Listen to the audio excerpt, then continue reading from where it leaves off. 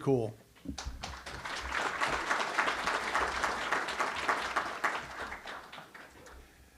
So Rob, first of all, congratulations. You've been at these rules for an awful long time, and I think you and Dick Rose are probably the experts on our sport, on the racing rules of sailing, and thank you. And to the Newport Harbor Yacht Club, fantastic place. We had the Hall of Fame induction there last fall. Congratulations. That's a tough award to win. And as far as Kevin Burnham, I was there in Athens watching the backflip, which is still an iconic moment in the sport of sailing when they got the gold medal. Very cool. And Trevor, just so you know, there's a long history of people not quite getting into the Olympic Games, and then the next quad and the next quad after, not only did they get into games, but they ended up on the podium. And there's a lot of Americans, so we're going to continue watching that. And Jane, I worked for Captain Joe Prosser for 4 years at the U.S. Merchant Marine Academy, and he had a distinguished career, and he was an officer in the Navy, in the British Navy, the Royal Navy, and the Canadian Navy, and the United States Navy. Very rare to be able to do that in World War II. He's a great man, and I'm sure you feel quite honored to do that. And then the President's Award is an important one and well thought out, and thanks for all the work that you've done in the past year. So with that, we move on to one more program tonight, which is so special, is the Rolex Yachtsman and Yachtswoman of the Year Award. And in my pocket, I have the envelopes, but I don't know who's won, and nobody else here has either. So it's very cool. And it's a real treat to be here at the Savannah Yacht Club. I've sailed out here, and you might know that Ted Turner, a 4-time Yachtsman of the Year, grew up sailing out of this club on these waters right out front. So that's kind of a cool thing that did that. Last year we were in St. Petersburg, and the year before San Francisco. We had the year off, which I hope we never have to do that again. And who can forget being on the aircraft carrier, hard to believe now, 4 years ago. This award was first presented in 1961. And the iconic winners that year were Buddy Melges, who we just lost last year, and Timmy Lahr. And Rich, thanks for mentioning her, because she's one of the pioneers in our instruction in the sport. And Rolex Watch USA has been the title sponsor of this award dating back to 1980. So we're at 44 years that Rolex has been part of this. Thank you. And Kyle Youngins, the sports marketing manager from Rolex USA, is down from New York. Kyle, welcome. Thank you very much. Now, I keep track of this, where I go, and I went back through my calendar, and this is the 43rd year that I've actually been in attendance for this award. So I've seen a lot of winners, and my 28th time is the MC, and it's all been practiced for tonight. So, and I'm always inspired by the words of our finalists and our winners and what they have to say. And Rich, the prize that you give out is a beautiful timepiece here, so it's a little lighter than some of the trophies that you were sitting there holding. I'd like to recognize 4 of the past winners that are with us tonight, and if you could stand up so we could recognize you in the past. So we have Dawn Riley. Welcome, Dawn. Corey Sertle, 2-time winner. Stan Honey, the greatest navigator of our era. And Ted Turner, as mentioned, won this award 4 times, but one sailor won it 5, and tonight, maybe a 6th. We don't know yet, but Betsy Allison. Very cool.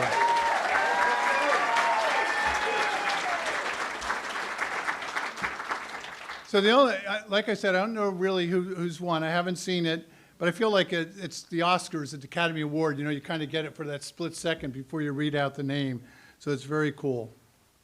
And the winners are selected in a very diligent way. We have a group of the past winners, and they have a Zoom call, and talk about it and have a vote. And then sailing journalists, which I happen to be one, we have quite a robust conversation and talk about it, and that's how we get to our top 3.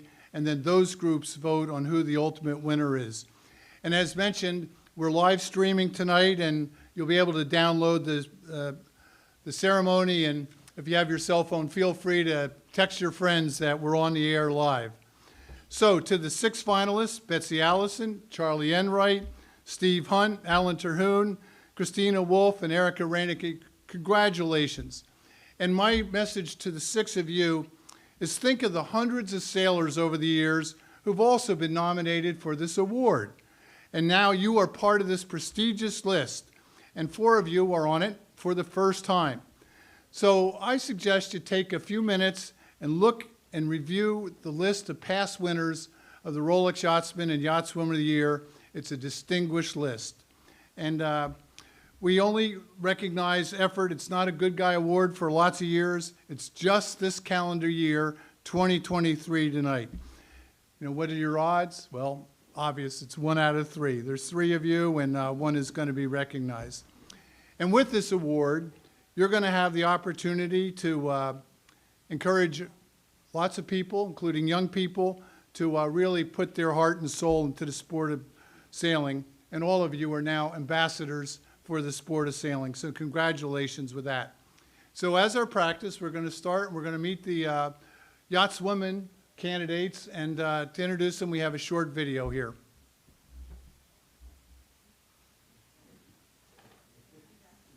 It's good, huh?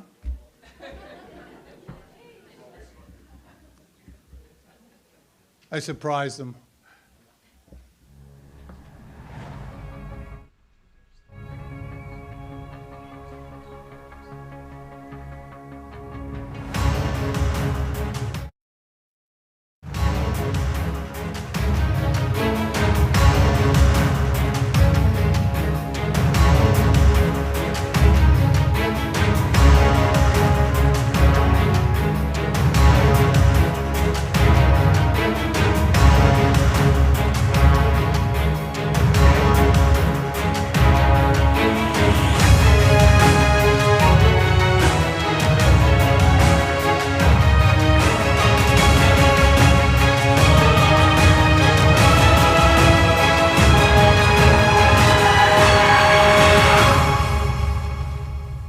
Gets your heart going. So I'd like to invite up this day. We're going to get a couple chairs here, and bear with us here. But what I'll do, I'd like to invite Betsy Allison, who grew up on Barnegat Bay, now lives up in Newport, Rhode Island.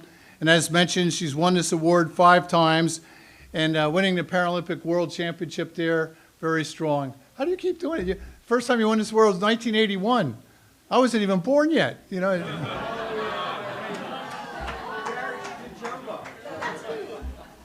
Anyway, do you need a hand with the chairs? No, you got that going. And Christina Wolf from Orcas, Washington, Orcas Island Yacht Club, is an offshore racer, double-handed with her husband Justin. Anyway, a first-time nominee here, and represents the world of offshore sailing. Christina, come on up.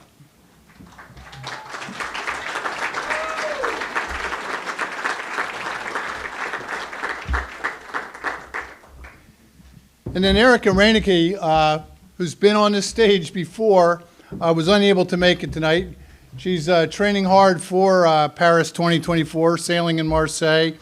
And she's from Fort Lauderdale, and she's going to join us by Zoom, I believe. Welcome. We need to replace that watch, by the way. Sorry. All right, well, I'm going to sit here and we're going to chat here a little bit. Let's see if we can take this off. Good. I like to see everybody.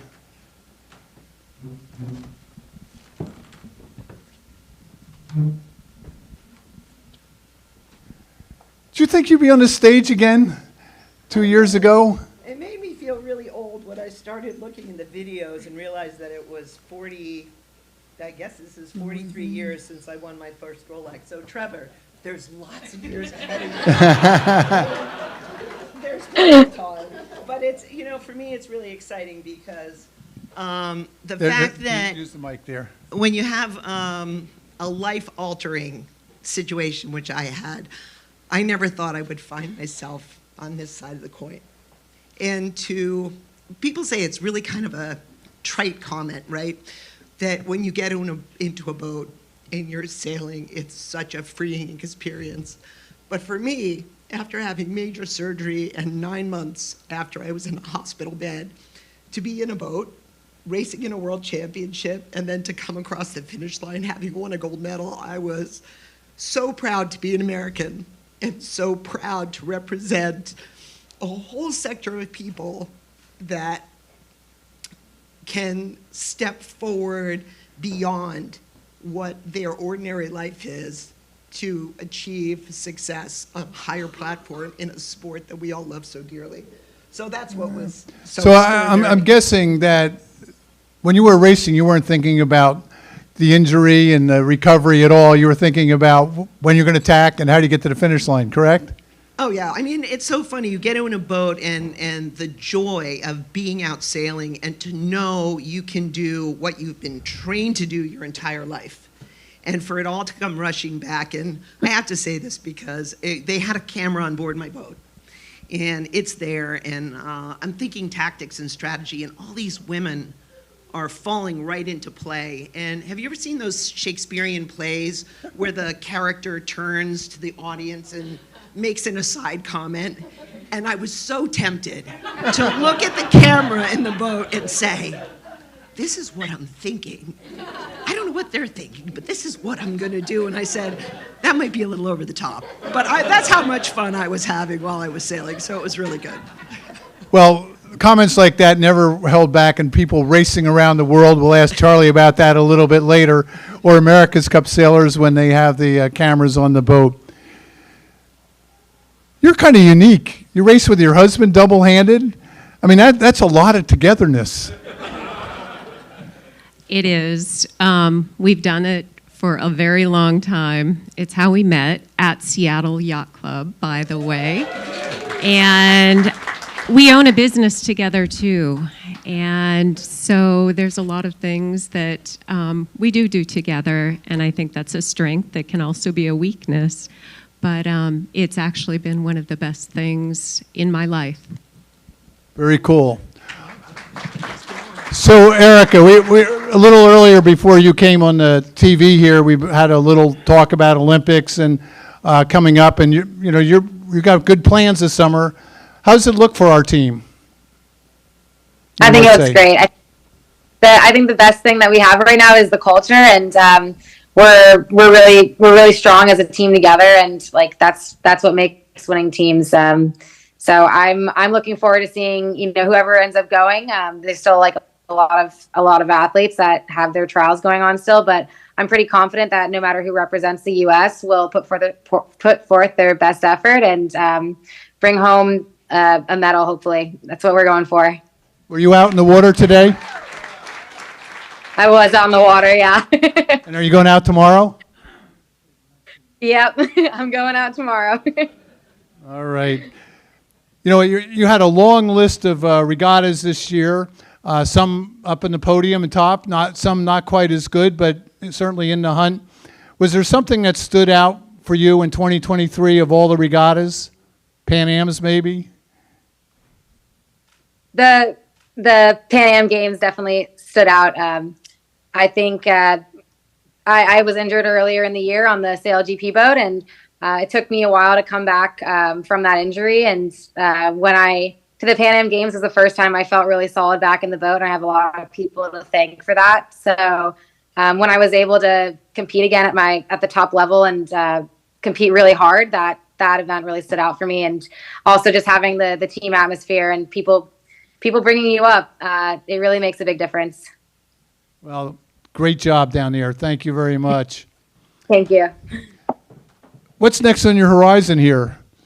I mean, nobody's ever won this award 6 times, and you're in the running here. What are you going to do next in sailing? Getting back, for me, the biggest thing has been the desire to get back in a boat and feel stable enough to cross it in normal racing and not have my teammates worry about me. That's my biggest fear, is having them every time I go to tack to watch me to make sure I'm not going to fall down. But my hope is to get back into our regular Shields fleet racing in Newport, and then to do a little 2.4 meter sailing, where parasailers sail against able-bodied sailors, and then hopefully go back and defend a gold medal in Weymouth in the end of September and represent the United States again. So I'm hoping there's some good racing left on the horizon. Well, you certainly helped out some Paralympians.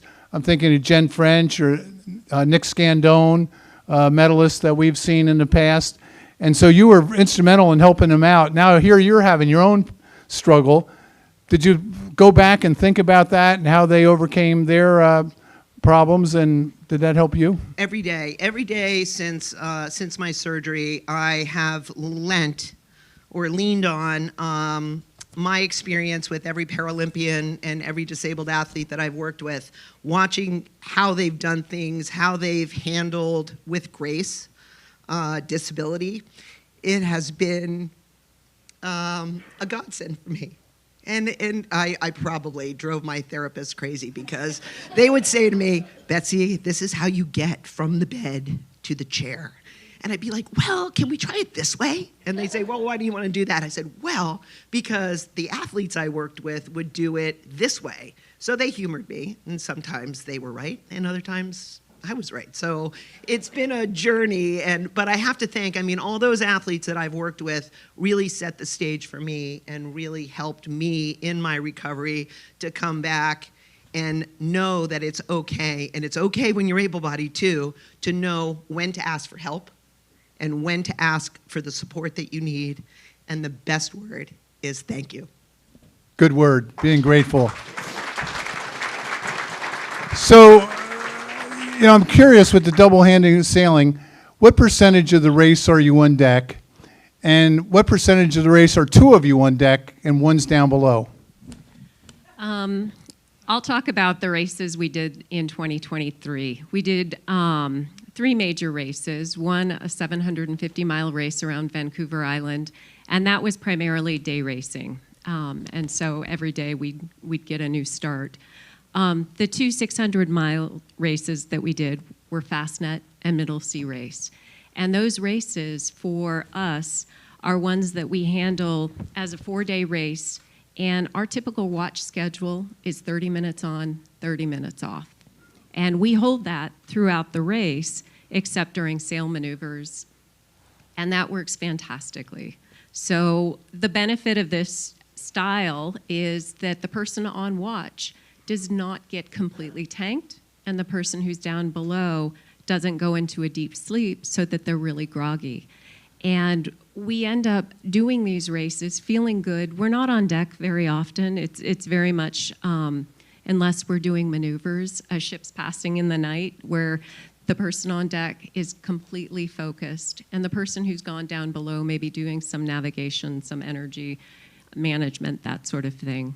But that's how we... Which 30 minutes goes the fastest? The 30 minutes is a magical time. It actually works out so well for us. And I would guess the 30 minutes down below goes the fastest, because it is really very much a power nap. But it has worked great. And we're looking forward to trying out something that's a little bit different on the next race we're doing this year, which is a transatlantic. We're not going to do 30 minutes on, 30 minutes off. Have you done a transatlantic before? We have, going the other way.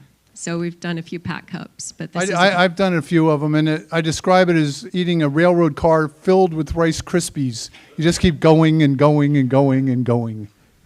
Well, good luck with that. And that's coming up this year. That's going to be in April. It's the Cap Martinique race from La Trinité, France to Martinique. Cool. Well, we'll be following along with you. So, Erica, here's my question. How do you shift gears from the Sail GP to an ILCA 6? That's a great question. It's the adrenaline rush in the F50s is a bit different from the rush that I try to get in the ILCA 6, but racing's racing, and things are just moving a bit slower in the ILCA, but overall, like the lessons I'm learning on the Sail GP boats, and then bringing it back to my Olympic campaign has been really helpful, and I'm honestly just really thankful for the opportunity. But I mean, yeah, you get to sail on the F50s and learn a lot from those guys. And actually, what I've really taken away is their approach to racing and kind of just how they're thinking about strategy or tactics or what's playing into their game and how they're trying to execute it. I think is really important. And so when I learned those things on the Sail GP boat, I try to bring them back into the ILCA, and I think it's been successful so far. So I've just keep trying to refine the skills, but it's been a blessing to be able to do both. Well, if you look at the crew rosters in the Sail GP, there's a lot of Olympic medalists on those boats. Do they talk with you? Do they give you thoughts about how they earn their medals?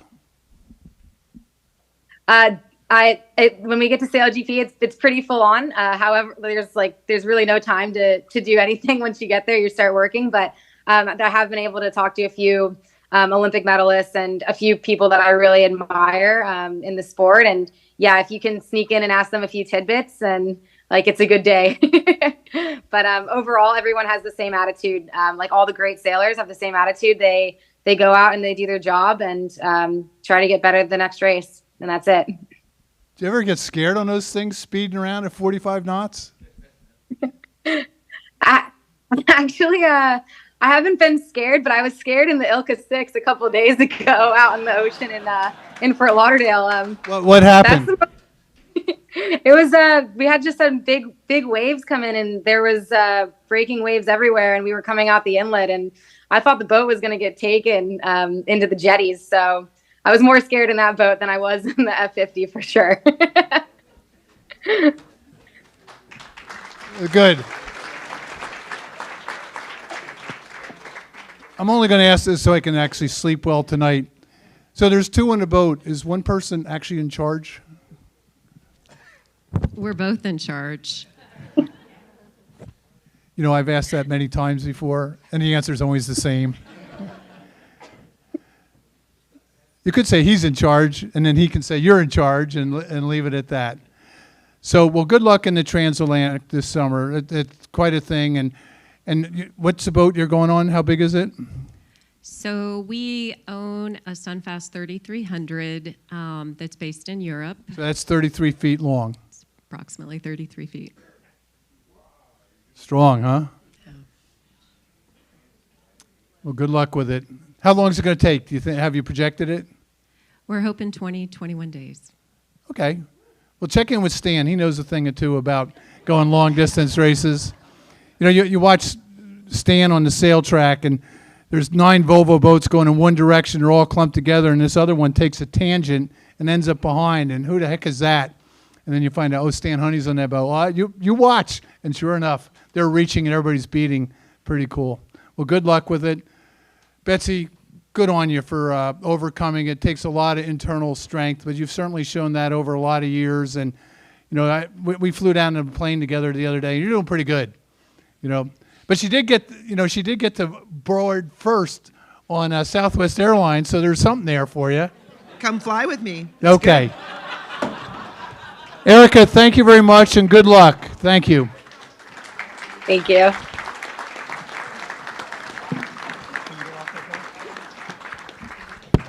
All right, well, before we bring up our Yachtsman candidates for the year, we've got a little video for them, and Erica, I hope you're able to see the video here if you're streaming online. Do you need a hand?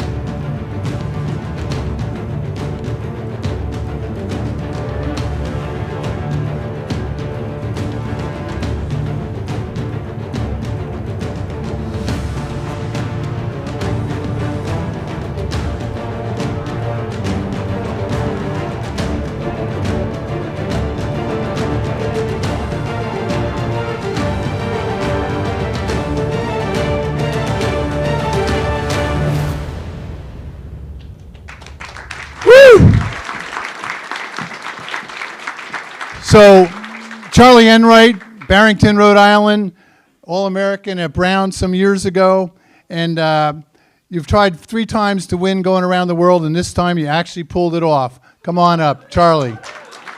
One more chair. Yep.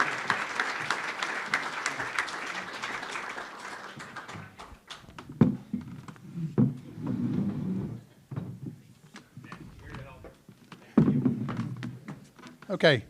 And all the way across the country, Steve Hunt. You know, I don't know what you enjoy more. I'm going to ask you about this, racing yourself or coaching all those kids. Anyway, from San Diego,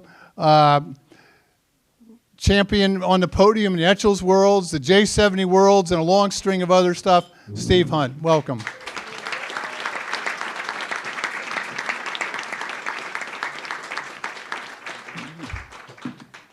And like Betsy Alice and Alan Terhune grew up in Barnegat Bay, New Jersey, where I grew up. Sorry, I couldn't help myself there. But now living in Annapolis, Maryland, and a gold medal in the Pan Am Games, lightning class North American champion, sailed by himself in the MC National Champs, and then became a tactician in the 6-meter Worlds over in Cowes on the Solent. Very strong, Alan Terhune.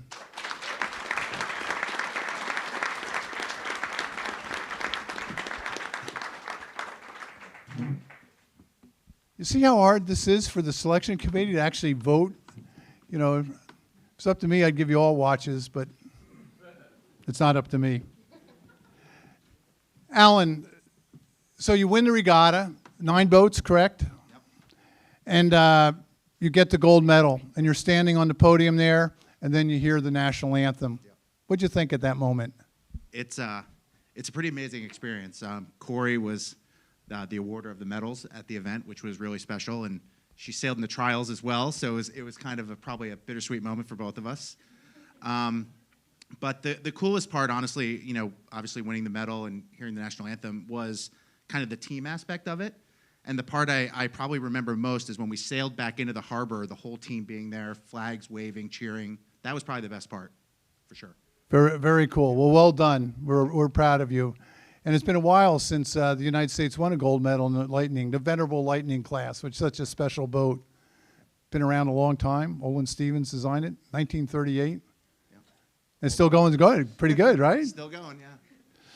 So, Steve, between coaching all those high school kids and the coaching that you do, but a lot of high-end racing too, does the coaching help you more with the racing, or does racing help you more with the coaching? How do you go back and forth with that? That's a great question. I think they go hand in hand.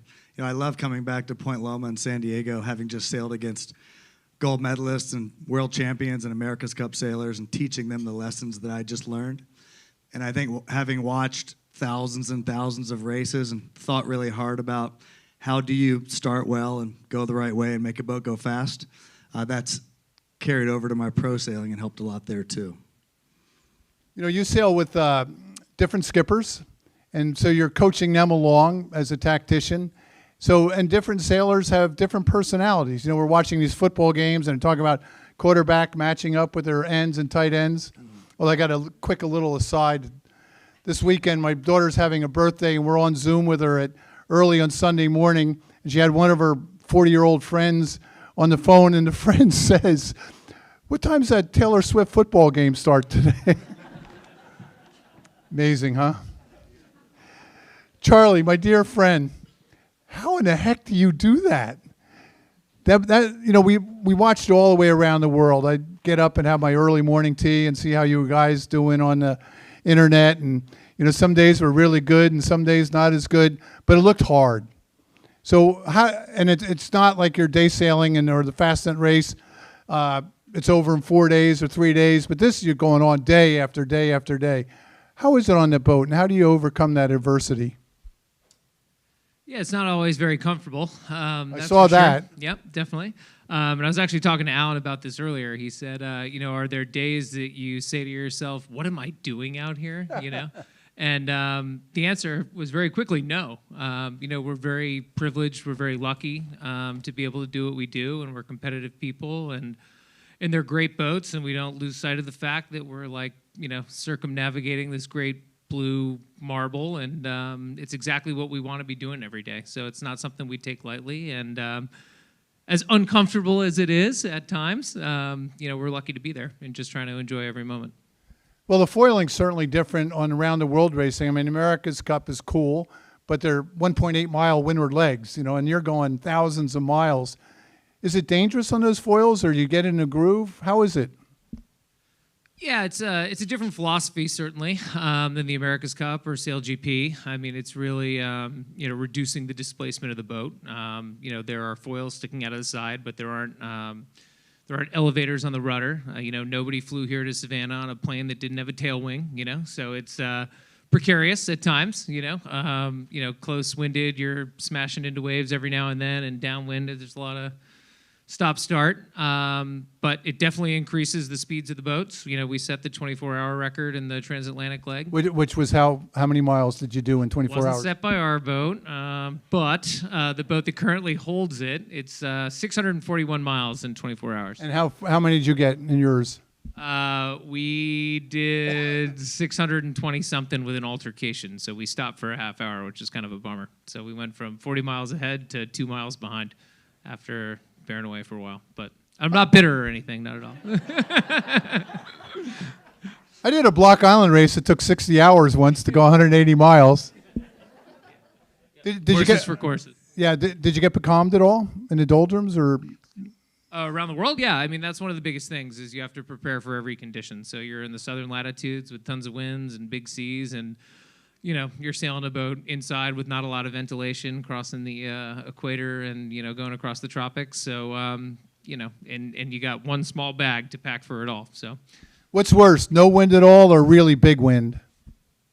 no wind at all. I'd say it's very frustrating. It's tough to be really hot and sweaty. I mean, when you're cold, you can always put on more gear. When you're hot, once you're down to your skivvies, you're down to your skivvies. So that's it.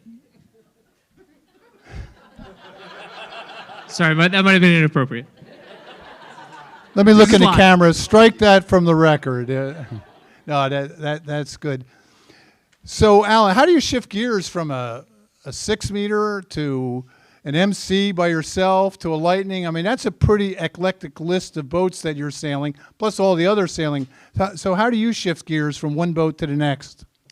Yeah, it's actually, I think it's obviously really hard, but I think that's the fun of it, right? It gives some variety, and I think it's actually good for you to kind of do some different stuff every once in a while. So it was pretty good cross training, but I'm pretty detailed about note taking and talking to other people, and you just kind of learn a lot. And I think the beauty of it is all parts of sailing are fun, and sailing different boats makes it that much better and makes you a better sailor. So I think it's just the fun part of it.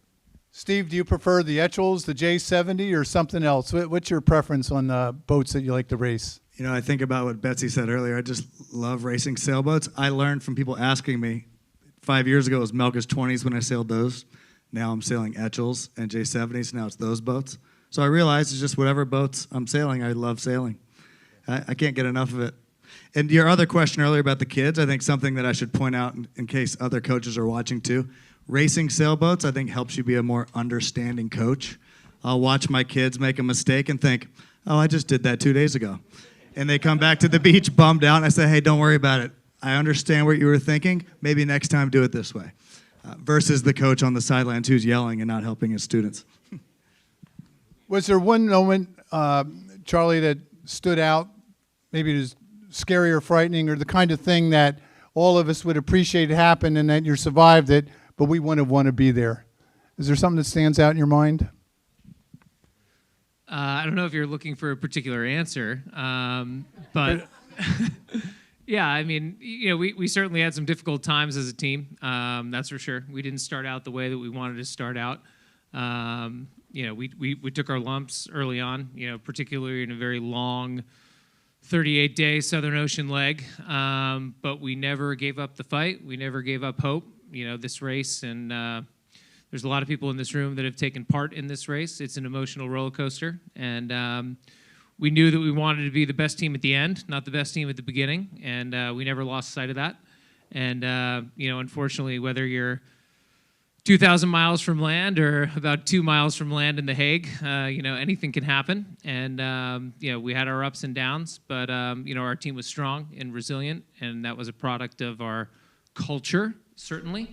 And people win these races. We're up here tonight for individual awards, but I'm a firm believer in the fact that there's no such thing in this sport. Everybody has a team behind them, and certainly, not to tout accolades, but we were the world sailing team of the year, and I think every single person played their part, and that's why we're in a position, or we ended up in the position that we were in for sure. Everybody's a part of that. A good lesson. To think about the finish, not necessarily thing along the way.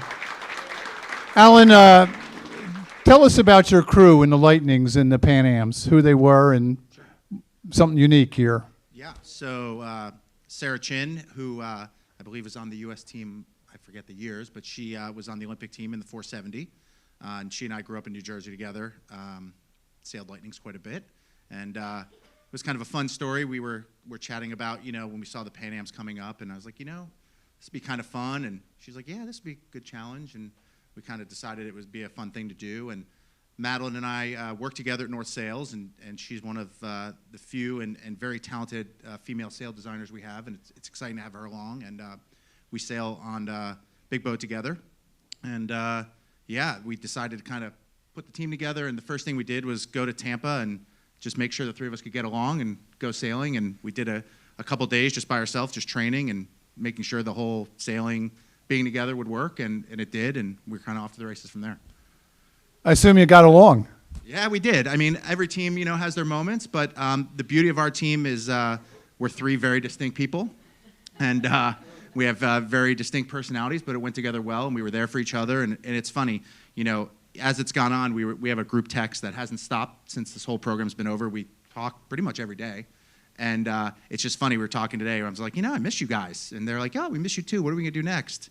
And Sarah's like, I don't know. The next Pan Am Games is in 2027. And I was like, I think we're going to be too old for that. We got to find something else. But, You're not. Trust me, you're not. But it's interesting how, when a group comes together, and the same thing's true at the 6-meter team. We still have a group chat. We talk every day. And, when you have a good team that's successful, you stay together even after the event's over, and I'm sure these guys would say the same thing. So you had 2 women on the crew, a 3-person boat, and a Lightning, validating that mixed sailing works. It does, and I think the reality of it is, even if it wasn't a mixed event, I would have sailed with the 2 of them regardless, because they were the 2 best people for the job. And the beauty was we sailed at the, we sailed the North Americans, which is an open event with the 3 of us, and there were world champions there, which were all male teams or other mixed, and it didn't matter to us. We were the best people to sail. So that was the best part for having them along, for sure. How'd you like the current and the Solent? Solent's a pretty crazy place. I think I had a unique experience. We were there for 25 plus days, and it never rained. So I feel like I didn't get England? Wait a minute. In England, it never rained for the 25 entire time days. we were there. So I feel like we had a pretty special experience there. But it's a different place for sure. A lot of history, a lot of passionate sailing, and it's pretty special. We one of the mornings got to watch them start a distance race off the yacht squadron. It's a pretty amazing sight when they're firing the cannons and they're doing the transit line for the start. It's pretty cool to watch. Steve, what do you got lined up for 2024? I'm gonna sail with this guy. Really? Yeah, we're gonna team up. And And what are you doing? What kind of boat? What sailing? It's a TP52. And he called me before we were announced as the 2 finalists. And I texted him. I said, well, I guess we better do well, right? And I'm continuing to sail Etchells and J70s on the same teams I've been on, and continue to coach Point Loma High School sailing team. Well, good on you. Good luck this year. Yeah, big summer coming up in off Newport, Rhode Island. ORC Worlds are going on, and the TP52s is going to be very good. Well, I wish you luck. We'll see you out there. So good luck to both of you guys. And so that's your program for the summer too, the TP52? Are you ever going to race around the world again? Get the microphone. It'd be a better question to answer without the microphone. It's a massive commitment. There's no place I'd rather be. There's nothing else I'd rather be doing. But you don't just snap your fingers and campaign like the one we just had. So, until that's done, I'm going to need some time to sit back and reflect on it. But my family's actually here in Savannah tonight. They've made a lot of sacrifices over the last 4 years. Wish they could be here. You want to introduce your family? My family's actually not here because we had a 5 a.m. flight, and if you can be jet lagged in the same time zone, that's what's happening to my family right now. We were up at 3:30 in the morning to go to the airport. I have a 6 and an 8-year-old, and at about 3 o'clock, it became pretty apparent that this wasn't going to be a presentation for them. So All right. I didn't think it was going to be good for anybody. Steve, any of your family here with you? Yes, my beautiful wife Christina is right there, and my mother Linda. Yeah. Alan? My wife Kate is here. She's sitting over there. All right. Well, thank you very much. We'll excuse you for the minute. We're going to announce the Rolex Yachtswoman of the Year, and then we'll be back with you guys. Thank you very much.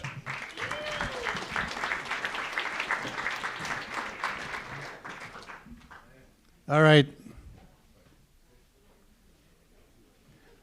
Remember the Academy Awards when they got the wrong thing? Yeah, we'll take those away. All right, the 2023 Rolex Yachtswoman of the Year.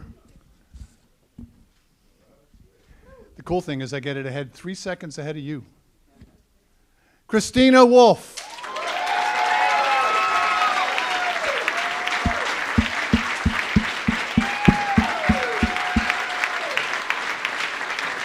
Congratulations. If I could ask Kyle Younghans from Rolex and Rich Jeppesen to join us.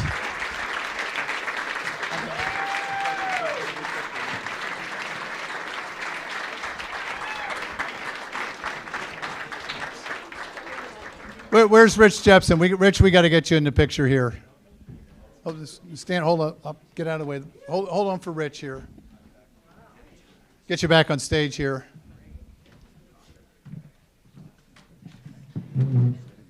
Yep. Here.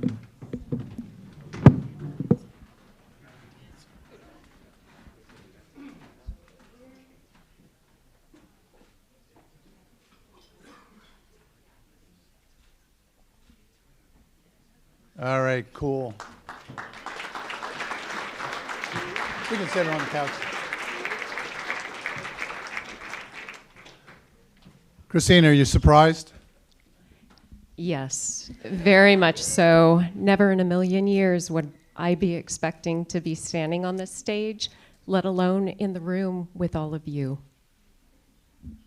So, you got some notes here? You got carefully scripted notes. Go ahead, go with your thank yous. Thank you so much. This is an incredible honor for me to be up here on this stage. I don't sail for a living, but when I do sail, it's the most alive that I feel. And I know many of you feel that as well. I'm so grateful to have the opportunity to do this, to see these iconic races, to meet inspiring people. I have a couple people I'd like to thank. First, to U.S. Sailing and Rolex, thank you so much for this award. To Justin, my teammate, my partner in everything. This has been quite the adventure. Stand up, Justin.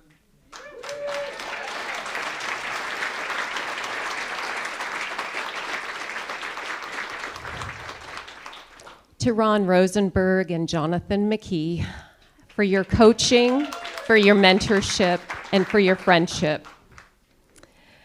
For the Red Ruby Project teammates, Justin, Jonathan, and Alyosha, this honor is a testament to the work that we put in the last couple of years. Thank you so much for that. To the employees back home, I would not be up here without your support. And to my family and sailing friends at home and abroad, thank you so much for the well wishes and for the support you've given me. Two last things. I'd like to echo Seattle Yacht Club. Please come visit the Pacific Northwest. We would love to have you, and we will find boats for you to enjoy sailing there. And then finally, I would like to encourage all of us as sailors to support organizations like Sailors for the Sea, who are doing the important work of empowering sailors to minimize the impacts that we have and make our sport more sustainable. Thank you very much, very much.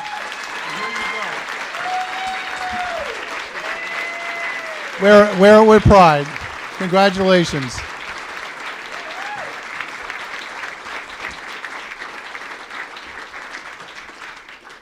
I did have one final question. Do you two ever just like go out day sailing and sail around? You do? We have a J70. All right. Steve, there you go. They have a J70. All right, well, and they just bought a Tazar to go against the McKees, right? All right. I have here in my hand the 2023 Rolex Yachtsman of the Year. Oh, this is cold. The room's so quiet. And it won't be in a second. And the winner is Charlie Enright.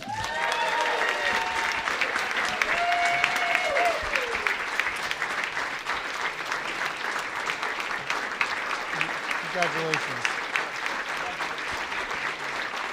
Hold on, let's go get some pictures.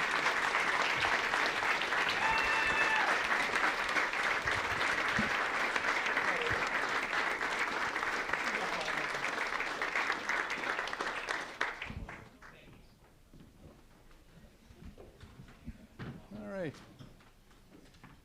Charlie, did you envision this moment when you're out there pounding around in the high seas?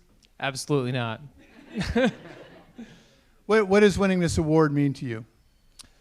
It's iconic. I mean, it just makes me think of all the people that have come before all of us. I've done a lot of time sailing with some of the other finalists that were nominated. I've certainly learned a lot, from all of them. I guess my notes aren't as prepared maybe as Christina's, but can I grab this thing? Yes, you can. All right, thanks.